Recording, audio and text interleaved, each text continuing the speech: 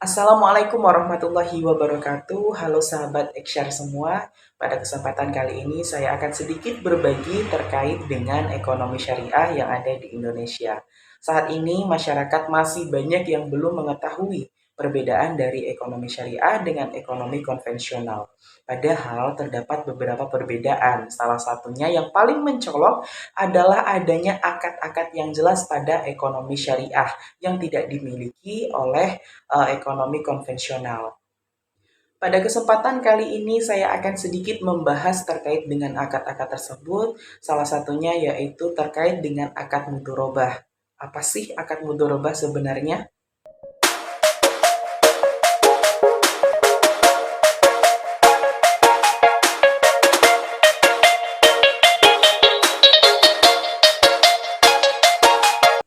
Akad mudorobah adalah akad perjanjian antara dua belah pihak, di mana pihak pertama sebagai pemilik dana dan pihak kedua sebagai pengelola dana. Si pemilik dana ini tidak tahu bagaimana mengalokasikan dananya untuk dilakukan usaha dan lain sebagainya, sehingga si pemilik dana ini mencari seseorang atau mencari pihak yang mau mengelola dananya, yang dimana si pihak pengelola dana ini mau membuat suatu usaha tapi kekurangan dalam pendanaannya, sehingga si pemilik dana membantu si pengelola dana. Dalam akad mudorobah, pemilik dana tidak boleh mensyaratkan sejumlah tertentu dalam perjanjiannya, karena hal ini dapat dipersamakan dengan adanya riba, yaitu meminta imbalan atau kelebihan jumlah tertentu yang tidak sesuai dengan syariat Islam dan tidak diperbolehkan tentunya dalam hal ini. Misalnya si pemilik dana memberikan dananya sebesar 100 juta, namun ia mensyaratkan bahwasanya setiap bulan ia harus mendapatkan 5 juta.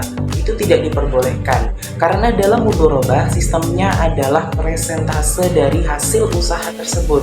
Nantinya dari persentase harga tersebut akan dibagi dua, satu untuk pemilik dana dan satu lagi untuk si pengelola dana. Bagaimana persentasenya? 70 berbanding dengan 30. 70% ini akan diperuntukkan untuk si pengelola dana dan 30% itu diperuntukkan untuk si pemilik dana. Dalam hal ini tidak boleh dibalik, misalnya 70% untuk si pemilik dana kemudian 30% untuk pengelola dana. Itu tidak diperbolehkan karena sama saja dengan menzolimi si pengelola dana, karena prinsipnya dalam ekonomi syariah adalah saling menolong dalam kehidupan manusia. Sedikit hikmah dari akad mudorobah ini adalah membantu ataupun meringankan sesama manusia. Ada seseorang yang memiliki harta ataupun kekayaan yang berlebih, tapi dia tidak mampu untuk menjadikan hartanya menjadi lebih produktif. Di lain sisi, ada seseorang yang dapat atau memiliki kemampuan untuk menjadikan harta tersebut produktif, namun ia tidak memiliki dana yang mencukupi. Sehingga terjadilah akad mudorobah ini yang merupakan perjanjian antara si pemilik dana dan si pengelola dana. Dalam akad mudorobah haruslah ada kontrak ataupun perjanjian secara tertulis yang didatangkan para saksi, sehingga ketika terjadi perselisihan di kemudian hari dapat diselesaikan dengan musyawarah, sehingga tidak perlu mendatangkan ataupun tidak perlu diselesaikan melalui jalur hukum ketatanegaraan. Dalam akad mudorobah terdapat beberapa jenis mudorobah. Dalam PSAK, mudorobah ini dibagi menjadi 3, yaitu mudorobah mutlaqah, mudorobah muqayyadah, dan mudorobah mushtarakah. Mudorobah mutlaqah adalah mudorobah di mana si pemilik dana memberikan kebebasan kepada pengelola dana dalam pengelolaan dananya, atau bisa disebut mudorobah mutlaqah ini tidak terikat. Mudorobah mutlaqah ini biasanya tidak ada batasan waktunya, tidak ditentukan di mana lokasi usaha tersebut, tidak ditentukan jenis usahanya, itu sesuai dengan keinginan si pengelola dana. Walaupun tidak ditentukan batasan-batasannya, namun tetap ada batasan di mana usaha, lokasi, dan lain sebagainya itu tidak boleh menyalahi aturan dan harus sesuai dengan syariat Islam. Tidak boleh menyalahgunakan dana tersebut dalam kegiatan bermaksiat dan lain sebagainya, karena itu sangat dilarang dalam sistem syariah. Dalam mudharabah mutlaqah, si pengelola dana memiliki kewenangan untuk melakukan apa saja dalam proses pengelolaan bisnisnya. Namun, apabila terjadi kecurangan dan kelalaian yang disebabkan oleh pengelola bisnis ataupun si pengelola dana, maka pengelola dana wajib bertanggung jawab dan menerima seluruh konsekuensi atas apa yang dilakukannya. Namun, apabila terjadi kerugian bukan disebabkan oleh si pengelola dana, maka kerugian tersebut akan ditanggung penuh oleh si pemilik dana. Selanjutnya yaitu mudharabah muqayyadah. Mudharabah muqayyadah ini di mana si pemilik dana memberikan batasan-batasan kepada si pengelola dana. Hal ini meliputi jumlah dana yang diberikan, jenis investasi ataupun jenis usaha yang akan dilaksanakan, lokasi, dan lain sebagainya, sehingga tidak menyalahi aturan dan tidak melampaui batas-batas dalam syariah. Dan yang terakhir adalah mudharabah mushtarakah, di mana si pengelola dana ikut menanamkan modalnya dalam proses usaha tersebut. Dalam akad mudharabah mushtarakah ini, di pertengahan akad, apabila si pengelola dana ingin menanamkan modalnya juga, itu diperbolehkan, sehingga akad ini merupakan gabungan antara dua akad, yaitu akad mudharabah dan juga akad mushtarakah. Akad mudharabah ini tentunya didasari oleh dasar-dasar syariah yang mengikatnya. Sumber hukum dari akad mudharabah ini terdapat beberapa jenis. Menurut ijma ulama, dalam akad mudharabah ini hukumnya ijaz ataupun boleh. Pada masa Rasulullah, mudharabah ini juga dilaksanakan oleh Rasulullah sebelum Nabi Muhammad diangkat menjadi Rasul, di mana Siti Khadijah selaku pemilik dana dan Nabi Muhammad adalah si pengelola dana. Karena barang dagangan ini dibawa oleh si Rasulullah untuk diperjualbelikan.